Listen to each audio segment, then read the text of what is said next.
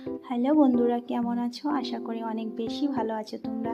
আমিও ভালো আছি তোমাদের ভালোবাসায় এবং ভগবানের আশীর্বাদে। যাই হোক, আজ সোমবার ছিল, তো প্রতি সোমবার আমি একটা করে ব্লগ দিয়ে থাকি। তোমরা তো জানোই, যারা প্রতিনিয়ত আমার ভিডিও দেখো, আর যারা নতুন তাদেরকে বলে আমি শিলা। আমার নতুন ভিডিওতে তোমাদের অনেক অনেক স্বাগত। যারা নতুন আমার ভিডিওটা দেখছো তাদেরকে বলবো অবশ্যই একটা কমেন্ট রাখবে। শুধু ভিডিওটা দেখো না, একটা কমেন্ট রেখে বলে যাবে যে দিদি ভাই তোমার পরিবারে যুক্ত হলাম, আমি নতুন। অবশ্যই আমি তোমাদের ওই কমেন্টটা ধরে তোমাদের বাড়ি চলে যাব, তোমাদেরকে ভালোবাসা দিয়ে আসবো, যতটুকু পারি ফুলের ভালোবাসা দিয়ে আসবো এবং সবসময় পাশে থাকার চেষ্টা করব। আর আমাকে যদি ফলো করো, আমি ফলো ব্যাক করে দেবো তোমাদের। তো যাই হোক, ভিডিওটা দেখতে থাকো। ভালো লাগলে অবশ্যই লাইক কমেন্ট একটা শেয়ার করে দিও, আশা করি ভালো লাগবে তোমাদের।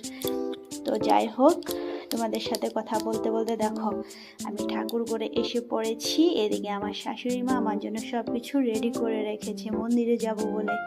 বৌমা মন্দিরে যাবে তাই সব কিছু রেডি করে রেখেছে। দেখো সকালবেলা মানে শাশুড়ি মা উঠে ঠাকুরটাও দিয়ে ফেলেছে, আর আমি মন্দিরে যাব বলে সব কিছু রেডিও করে ফেলেছে। আমার বাকি আরও কাজকর্ম থাকে, তো তোমরা তো জানোই যারা আমরা হাউস ওয়াইফ আছি তাদের অনেক কাজকর্ম থাকে, তারপর আবার ফেসবুক সামলাতে হয়। তার জন্য দেখো সব কিছু রেডি পেয়েছি বলেই তো তাড়াতাড়ি করে মন্দিরে এসে পড়লাম। তো মন্দিরে এসে দেখি অনেকটাই ভিড় ছিল। গত সপ্তাহে এসেছিলাম, এত ভিড় ছিল না, কিন্তু আজ অনেক ভিড় ছিল। তো অনেক লেট হয়ে গেছিল আমার। এদিকে আবার আমার বড় তো জল ঢালবে, মানে আমাদের বাড়িতে একটা শিব ঠাকুর আছে। তোমরা যারা প্রতিনিয়ত আমার ভিডিও দেখো তারা তো জানোই, আমি প্রতি সোমবার কিন্তু বাড়িতেই জল ঢালি। মাসে একবার করে মন্দিরে আসি, আর শ্রাবণ মাসের প্রতিটা সোমবারই আমি মন্দিরে এসে জল ঢালি। তো সে ফোন করছিল হলো কি না জল ঢালা, আমি বললাম যে অনেকটাই ভিড় গো, তাই একটু লেট হয়ে গেল। তো বাড়িতে এসে আমি না খই বেছেছিলাম, মানে ধান ছিল খয়ে, তো চা দিয়ে খই দিয়ে খেয়েছি। আর হলো মুড়ি তো খাবো না, সোমবার নিরামিষের দিন আমরা মুড়ি খাই না।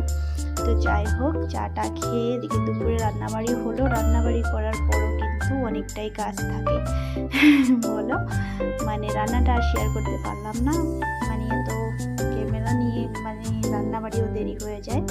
তো যাই হোক, রান্নাবাড়ি শেষ করার পর আমি গ্যাস ট্যাস পরিষ্কার করে আমার শ্বশুরমশাইকে ভাত বেড়ে দিলাম। বেশি কিছু রান্না করি নাই, মানে পটল ভাজছি আর হলো কারকল আর আলুর তরকারি বানিয়েছি। দেখো, তো শ্বশুরমশাইকে ভাত বেড়ে দিয়ে এদিকে না আমার ছেলেকেও ভাত দিয়ে দিয়েছি।